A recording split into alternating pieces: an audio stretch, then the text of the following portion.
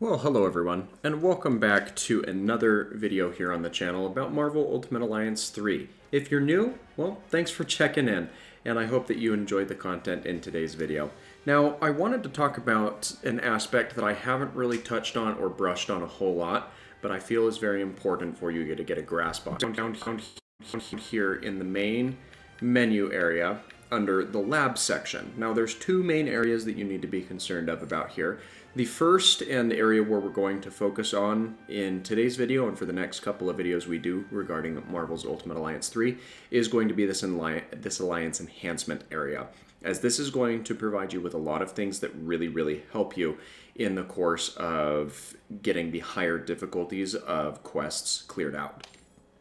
And the area that I gravitate to most is the vitality area. And the reason why is I feel like there are a lot of really good things that come out of this skill tree. So we're just going to explore that briefly, look at some of the nodes that are found within this branch of the tree and why I feel that they're beneficial for your use and benefit. So when you first start out with the Alliance Enhancement, you only have this original hexagon, and the vitality branch goes up to the right.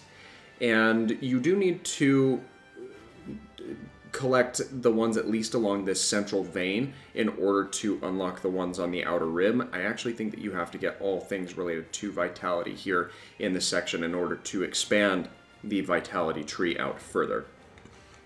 But there are some benefits that come along with this. It increases the base vitality of your champions on your team by small increments, 30, 100, 200 by the outside, which makes for a little bit of use in terms of how long your characters are going to survive when put in a fight. But once you have that area of the tree bricked out, it actually opens up into a whole new set. And this is where the really cool aspects of the vitality skill start to kick in. So the first couple are still along the lines of increasing the base vitality, but once you start getting further in, you can actually get to the point where you can start receiving benefits in terms of how efficiently your characters heal. This is one of my favorites, where you can recover a percentage of extreme attack damage dealt as HP back to your character. 1 or 2 points with this mastery specifically will very much help you with allowing your characters to survive and not needing to run around in a desperate hunt to track down the different orbs in restoring your team's health from knocking down opponents. And you'll see that there are a couple of nodes like that. For example, this one out here on the edge allows you to cover 3% of extreme attack damage done as HP. And there are a couple of others along that line. Now, this branch is not uniquely fitted to the vitality skills, as there are a couple of other ones that come over from the strength buff, as that is the square that's adjacent to this area, as well as the mastery area of the tree. And there are benefits to having the full hexagon bricked out, and it actually opens up the exterior hexagon for the mastery set, so it's certainly something worth your consideration, especially if you are having a hard time surviving in some of the longer fights or some of the harder fights on the higher difficulties.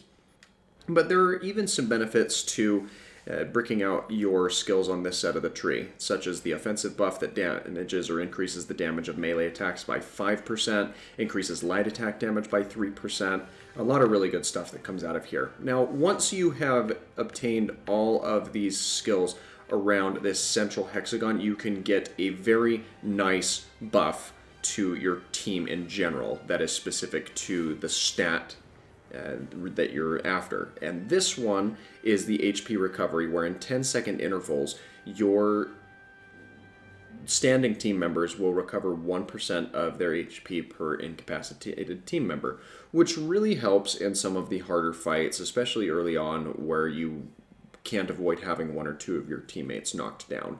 It really helps you out a lot with that. There's a couple more of these that increase the extreme attack back, or the health gained by extreme attack, but you start getting into some more interesting ones as you continue forward, such as allowing your characters to recover health regardless every so often when your HP is at a lower stake. And in this instance, you have the characters regaining 1% of their HP every 5 seconds when your HP is less than 25%. And I believe that your health bar starts to glow and flash at you at about 20%.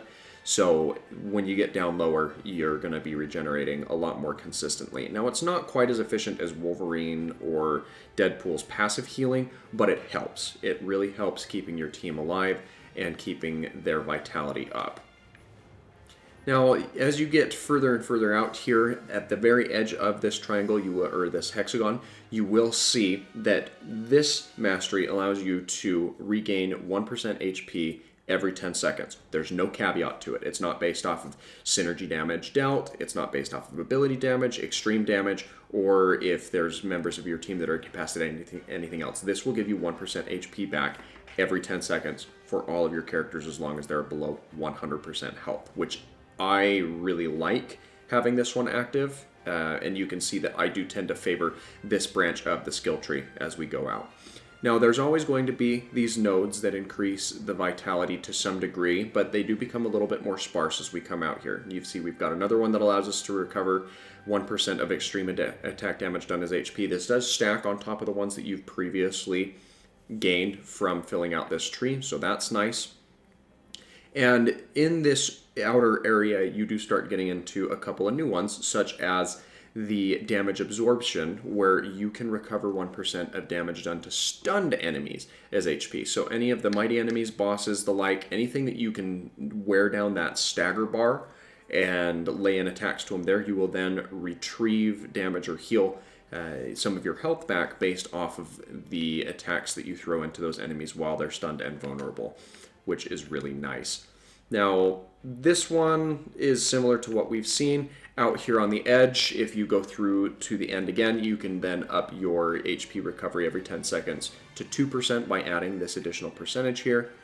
And there are a couple of others that you can gain as you're around the outside here, but something important to note about this exterior hexagon is where the previous hexagon was sharing some skills with some of its neighbors. This hexagon is all related to vitality-related feats that you can use to benefit your team. And as you can see, I get a lot of benefit out of this, and so I feel like if you're not looking to do this competitively, you're looking to do it and have a better time surviving, this is one of the most important branches that you can lapse out, especially because as your team gets stronger and stronger, you're going to build up your extreme gauges faster, and that will give you a very excellent way of recovering your health, because as you activate your extreme attack, you then gain a lot of your health back, especially when you've lost it. There have been many a run where I've been trying to take on some of the more difficult fights, and I've survived because I had this mastery in particular set, where I brought my teammates back from maybe 5% health all the way back to 100% because of the sheer amount of enemies that were available to have damage lashed out upon them. But that is a brief glance at what I wanted to showcase here for the vitality stat, and we do have other stats that we'll go over in future videos, so let me know in the comments what you're interested in seeing. Do you want to see a showcase based off of the strength stat? Do you want to see it broken down on the energy, the durability, the resilience, or the mastery?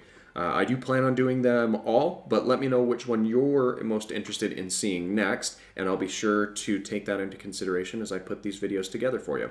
So thanks again for watching. I hope you found this video helpful. If you did, please feel free to leave a like on the video, and don't forget to subscribe. I bring content to you on a daily basis, though it's not all Marvel Ultimate Alliance 3 stuff.